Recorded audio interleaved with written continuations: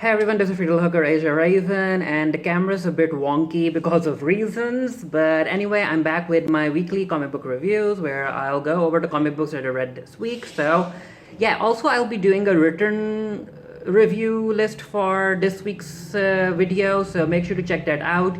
The written review will be up on the website. The link to that will be down in the comment section below as soon as the reviews go up, but anyway, let's begin. The first comic book that I'm going to talk about is Batman issue number 81, and yeah, I'm not really sure how to feel about this issue because there was so many things that didn't make sense to me as I was going through the pages, and also because DC Comics ended up canceling Tom King's original run for more than 100 issues. You can see that in issue number 81, Tom King really tried to hurriedly try to tie up all the loose ends and try to make the reader see sense from where he's coming from, but in my opinion, it made no sense. Do you remember, or are you familiar with those anime characters where the anime character is like, all of this was my plan from the beginning, and the rest of the characters are just looking at that person in shock?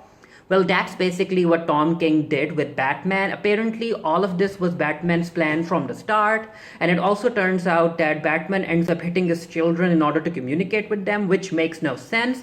And another thing that didn't make sense is that Grandpa Batman was able to take down a team that consisted of Damian, Tim, Barbara, Batwoman, Batwing, and even freaking Cassandra Cain. So yeah, and he took them all out after being beaten up by them, which makes no sense. Then we have Contagion, issue number 3, and I'm not really sure why I'm still reading this issue because the moment that Invisible Woman was infected back in issue number 1, I was like, no, it makes no sense, especially because Invisible Woman should be able to have an invisible shield around her body 24/7 when she's doing missions, but it felt like a blatant plot convenience in order to take down 3 of the Fantastic Four members, but I'm not really sure if I'll be picking up issue number 4. Let's see.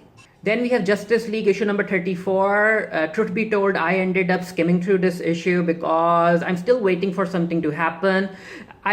I still don't know why Trigon isn't part of this, especially because this event affects the multiverse.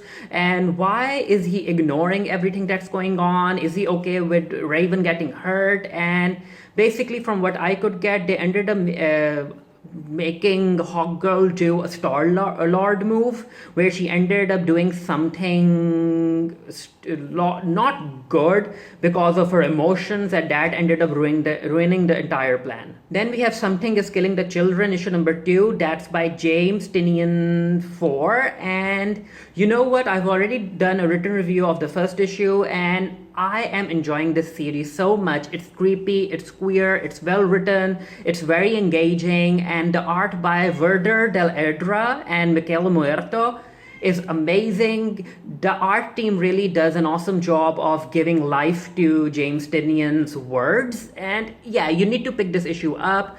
It's way too creepy. If you are a fan of Stranger Things or if you're a fan of supernatural murder mysteries, make sure to check this comic book out. And as far as my opinion goes, I really think that some streaming service should pick up this comic book for a live-action adaptation. I mean, come on, Netflix, Stranger Things is probably going to end after season number 4, and this is the next big thing. And I ended up reading Titans issue number 35. We get an explanation about why Roundhouse ended up doing what he did to the team, and it made sense to me, even though he went about it the wrong way. The entire backstory and all of his feelings and emotions, it made sense.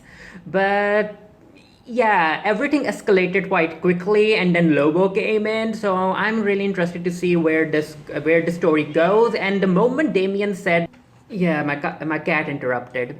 But anyway, I'm like, Damien, it's not Roundhouse who needs your forgiveness. You need forgiveness from Roundhouse. So yeah, it's interesting stuff, and I really hope that Jeannie isn't gone for long. Then the next issue that I ended up reading was Titans Burning Rage, issue number 3, which again, I only picked up this story because I'm a fan of Raven.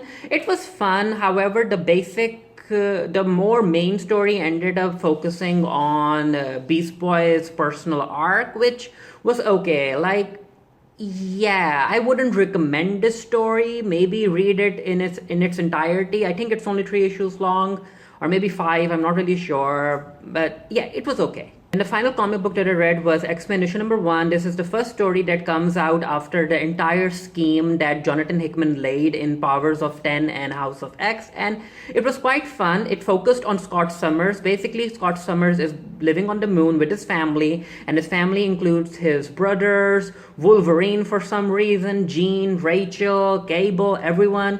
They have, and even his father Corsair. So they have that summer house thing going on.